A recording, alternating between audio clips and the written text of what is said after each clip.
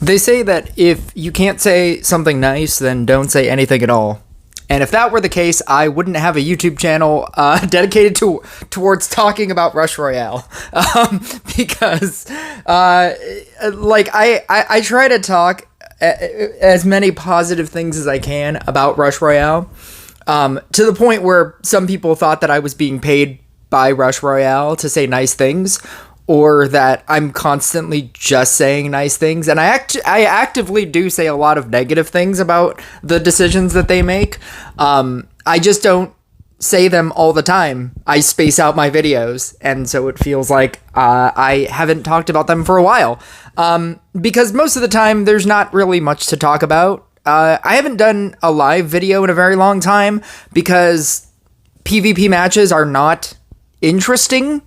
You either know that you're going to win or you know that you're going to lose. And so if I did a live stream, it would be more to talk to people. But every time I have done a live stream as of recently, there isn't a lot of people, because a lot of people don't really play this game anymore. Or, they don't really watch YouTube content because a lot of content creators have stopped making content. And I understand why. But anyway, this is something that I feel like a long time ago in my Rush Royale YouTube career, I would have been very excited about. I would have woken up, 12 hours ago. It's 8:10 at night right now. I would have woke up at 8:10 and saw this posted at 9 o'clock.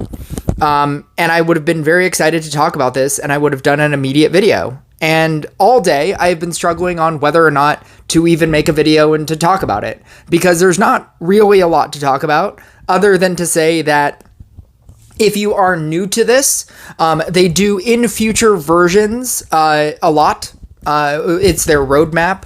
It's something to get you excited about the next 3 months, essentially. We've basically broken it down into like 3 months of content. And each of these things will not be in the next patch, but for the next maybe 3 patches, or within the next 3 months, all of this will eventually find its way into the game, along with other things that they haven't revealed. So they'll take, pieces of this and then add some more things that are not this, and then, but not all of it. And then in the next following patch, they'll add a couple of these things, but not all of it, and then some other things. And it's just like general things that they're going to add to the game. And none of it is exciting. I'll tell you that none of it is exciting. But just know that all of this is not going to drop in the next patch. It's going to drop within the next 3 months. That's usually how these things go.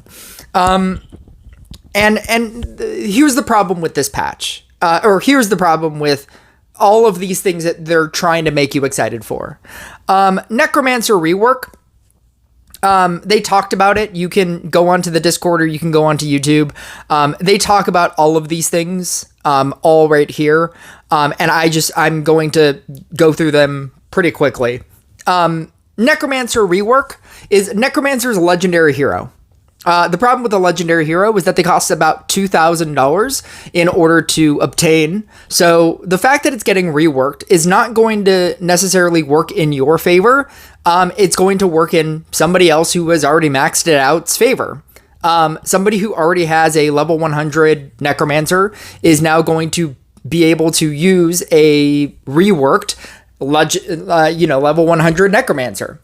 This is for the most of you. This is not going to matter at all, because if you aren't willing to spend around $2,000 to max out a legendary hero to a reasonable level, I'm not even saying that $2,000 would get you a level 100. I think it'll get you a level 60. Which is a reasonable, usable level. All of the bonuses that you get beyond 60 are just add-on bonuses. It's kind of like, level 15, legendary, level 15 like a legendary unit, and then everything beyond that is reincarnations, and it's just bonuses on top of a base good unit. That's what a level 60 legendary hero is, and then 60 to 100 is like reincarnation 1, 2, and 3. That's basically what that feels like. So I think $2,000 at a good rate would probably get you a level 60 legendary hero. And if you're not willing to do that, which I can't usually convince most people to get the season pass once per month, then them reworking Necromancer is not going to affect you one bit. It's going to be end game content. For some of you, no game content. And so to talk about it wouldn't matter. And it's not anything a free-to-play person is going to be excited about at all. Likewise, they're also introducing a new legendary hero, Lucia, right? Now, a lot of people, mistakenly so, are saying, oh, it looks like a cultist. It's going to be really good in a cultist deck. To which I responded with, that's why Zeus is so good in a Thunderer deck. I trust that the developers of Rush Royale will not specifically make this only good with a cultist deck to make cultist so much better now.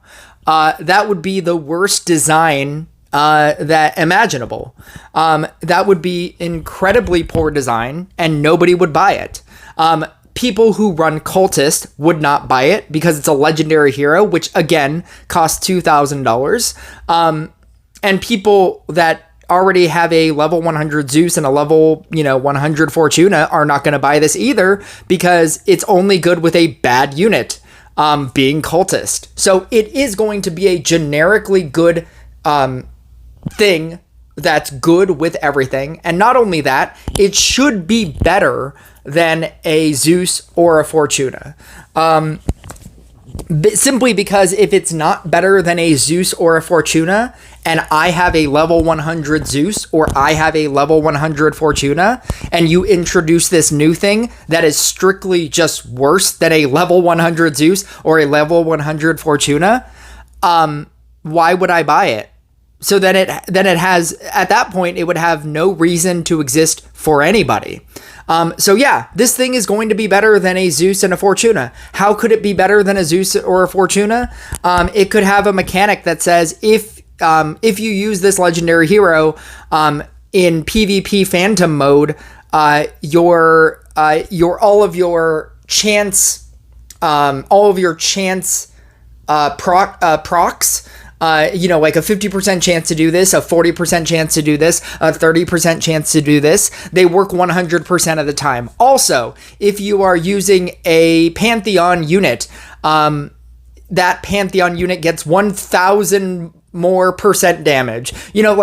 That's the only real way that it could be better than a Zeus or a Fortuna. It could have specific benefits to PvP to make it even better in PvP mode.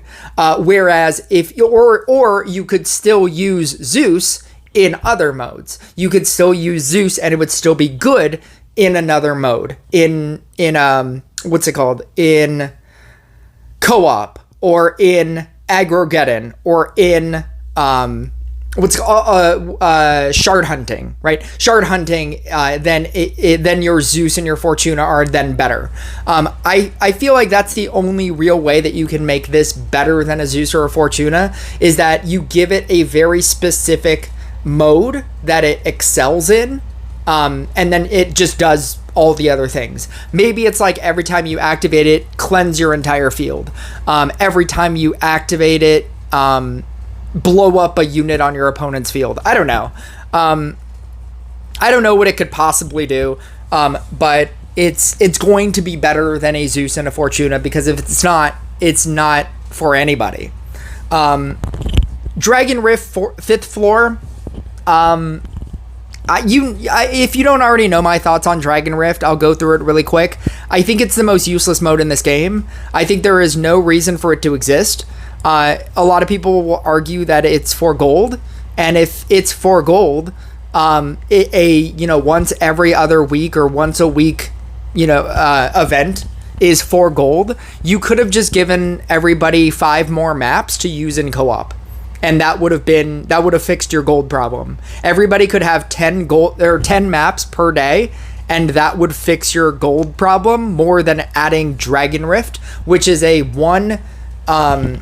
you get a major a major reward, but only once. So they're now adding a fifth floor. There's no way to refarm previous levels. So once you get the one major reward, which is usually celestial shards, once you get it the one time, that's it, and then it's just gold. And there's there's no reason for gold in this game. At a certain point in the game, after you upgrade your commons, epics, and rares, you will never need gold ever again in this game. You will obtain more gold than you will ever be able to spend. So a mode that also focuses on gold while you have co-op in this game, and you have a season pass, a way to get gold, and you have PvP where you get gold, and you have mirror match where you get gold. You have so many opportunities to get gold in this game. You will not, after you upgrade all of your commons, epics, and rares, you will never use this. You will never use gold again. It's a purely useless currency that you constantly have the ability to farm, and they're giving you different ways of farming it, and there's no reason for it in the game at a certain point in your career. And so them adding a fifth floor is not really exciting. It'll be exciting once you get the one, here's 30 celestial shards or whatever it is, whatever the reward is. It could be 1,000 celestial shards, and that would be exciting, but you only get it the one time. So yeah, maybe even if they were going to give you 1,000 celestial shards so that you can reincarnate something one time, you need to reincarnate so many units in order to have a successful deck, that would still not even really matter all that much.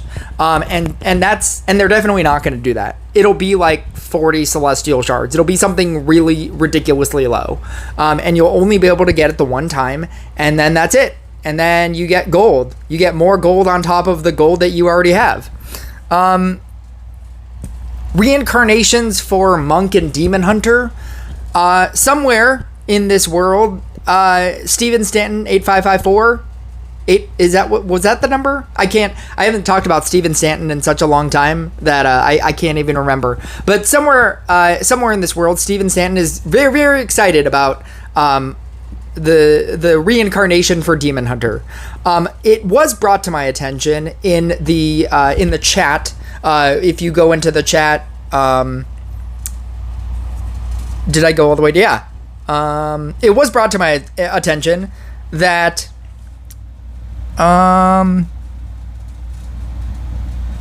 what are the reincarnations? I don't remember who said it. Do we know if the Demon Hunter reincarnations will require cultists, or are the synergy units unknown for now? They are unknown. We will know soon. But I made the joke, watch Reincarnation 1 be new event unit, Reincarnation 2 is twins, and Reincarnation 3 is Frankenstein. I thought that would be really, really funny. And somebody said, laugh out loud, Hex, Corsair, Boreas would be just as bad. And I said, that wouldn't encourage non-spenders to spend money, and it would be a free-to-play Reincarnation 3 unit, and we can't have that. We don't know what units that you're going to be required for to reincarnate Demon Hunter or Monk. But I think that this game is slowly turning into what it always was before, but now even maybe more so. And that is just reincarnate 3 one deck and just do or what it's called, not do or die, ride or die with that one deck. Just pick a unit, reincarnate 3 that unit, reincarnate 3 all of the units in your deck, and then reincarnate 3 all of those sub units to get the max value out of that, and just do that and just exist with that deck. There's no real, you get celestial shards so at such a slow rate in this game that being able to reincarnate anything in this game is incredibly difficult. To constantly try to chase new units to, like reincarnate 3 a Phoenix. And then, oh, Twins is out. Or, like Frankenstein is out. I'm going to reincarnate 3 that. Oh, Twilight Ranger's out. Now I'm going to reincarnate 3 that. Oh, Twins is out. Now I'm going to reincarnate 3 that. There's no reason. If you are new to this game, if you are, or, if you are a mid-tier level player, and you're wondering what to reincarnate units that you're going to use all the time. Reincarnate a Kobold. Reincarnate a guns. You know what? Can you reincarnate a Gunslinger? You can't even reincarnate a Gunslinger. Reincarnate a Scrapper. Reincarnate a Trapper. Like, all of these supports you are going to use in every single deck that you ever build. These are the top tier supports for basically every deck. A lot of Bard players run Night Statue for whatever reason. I mean, it works for them. But these 4 units are the best units in this game. They're the best support units in this game. And you can cycle any like DPS unit that you want and slot it in, and all 4 of these support units will do you well no matter what deck you build. You have the defense reduction, you have the defense reduction, you have the level up and the defense reduction, and then you have Kobold, which is infinite damage, infinite additive damage to your main DPS unit. It's everything that you want in support cards. And so if you are going to reincarnate anything, reincarnate these 4 things. I'm already trying to farm Trappers just to be able to reincarnate it at least the one time. And the one unit that I am going to triple reincarnate is going to be this Treant. I really like Treant, despite not having a level 60 Zeus. I really like Treant. I've already farmed my Enchant Sword, my Tesla, and my Banshee. I'm literally just going to sit on this deck. There's no reason to try to keep chasing new units, because you'll just be doing that forever. They've been releasing new units at such a rapid rate that Twilight Ranger feels so old. Phoenix feels so old. And they're not old, but they are old, because Twins came out and Frankenstein came out, and there's gonna be another event unit that's gonna replace Twins. They've already given you the hint that Treant and Bard are going to cycle out, which means that we're gonna get another light faction, a new light faction event unit that's gonna be even better than Bard. Treant, I'm not saying that it's the best. I'm just saying that it's my favorite. And whatever your favorite is, I would just reincarnate 3 that deck. I would just hard focus reincarnating that deck. For Kobold, you need to reincarnate a Summoner, a Demonologist, and a Spirit Master. Farm those things. Scrapper is going to eventually get reincarnation abilities. Trapper is eventually going to get reincarnation abilities. Gunslinger is going to eventually get reincarnation abilities. I would hard focus one deck. That's what I would recommend you do. Trying to chase new event units is kind of getting insane. I understand that, and as a person who is running Treant, knowing that it's going to leave Pantheon, and at that, it's probably the worst Pantheon unit. I understand that. But I also understand that if I had a fully reincarnated Treant deck, I think it would be pretty good. It's something that I can hard focus. Focusing all of your reincarnations on Kobold, Gunslinger, Scrapper, and Trapper is going to serve you well forever. You could theoretically, years down the line when they come out with a new event unit, you could get that event unit, and then it'll be as good as it possibly can be, because you will have reincarnated all of your basic support cards. Adding event unit support cards that are the best support cards was one of the best decisions that Rush Royale has ever made.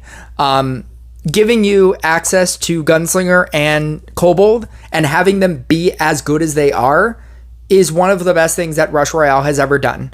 If you are going to farm an event unit, those two. and then just pick a unit. If you do want to go and get maybe Demon Hunter is your favorite unit, you could do it. I'd say do it. I don't know.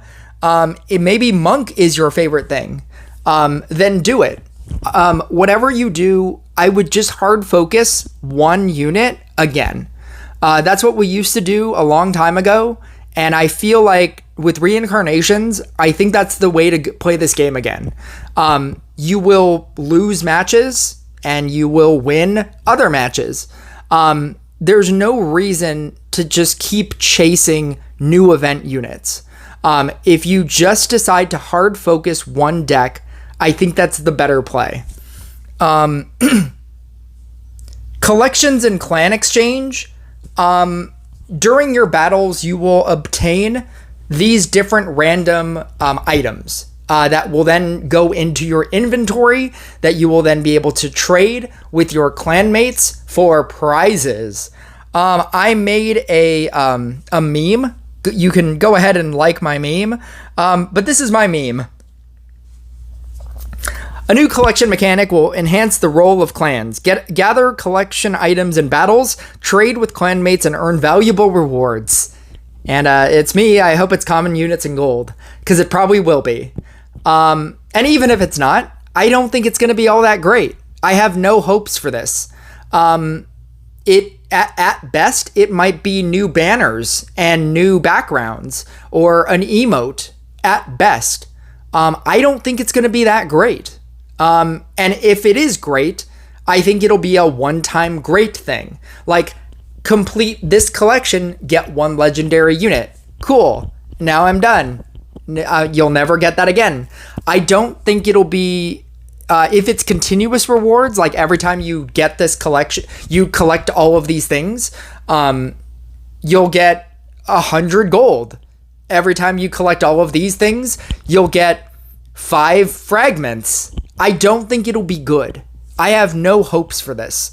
It'll either be one-time rewards, and they will be okay, but you'll only be able to get it one time, or it'll be continuous rewards, and they'll be bad. They'll be bad continuous rewards. And in either case, I have no hopes for this. They're making it sound cool because it's like something else to do with your clan. It's something else to request other than units that you don't even need anymore. But beyond that, I don't think it's going to be... I would love for Rush Royale to prove me wrong. I would love for Rush Royale to say, yeah, every time you complete this 10-item collection, you get a legendary unit. I would love for Rush Royale to prove me wrong. I don't think they are. I think that it's going to be useless. Whatever the rewards are, I think it's going to be useless. I think it's going to be like common units, rare units, uncommon units, gold. It's going to be all the things that you don't care about. And then changes to the challenge of hunters. This is a quality of life thing. They're, instead of just giving you points for the random bosses that you may or may not encounter, now they're going to give you points for any boss. So you'll get 3 points for a major boss, like one of the 3 major bosses. What's funny is they said they did 3 as a random as well, but that number is probably going to be like 1, and you'll get like 1 point for any regular boss. So even if you just play your Banshee deck and you just last for as long as you can just because you're playing Banshee, even if you don't get the main ones, you'll still get a lot of random ones just because you're playing against so many bosses, and so you will get points just for lasting, which I think is a good quality of life change. And that's pretty much it. And this is not even all coming out in the next patch, so be looking forward to all of this for the next 3 months. Look forward to all of these wonderful additions to this game, and I will catch you guys next time.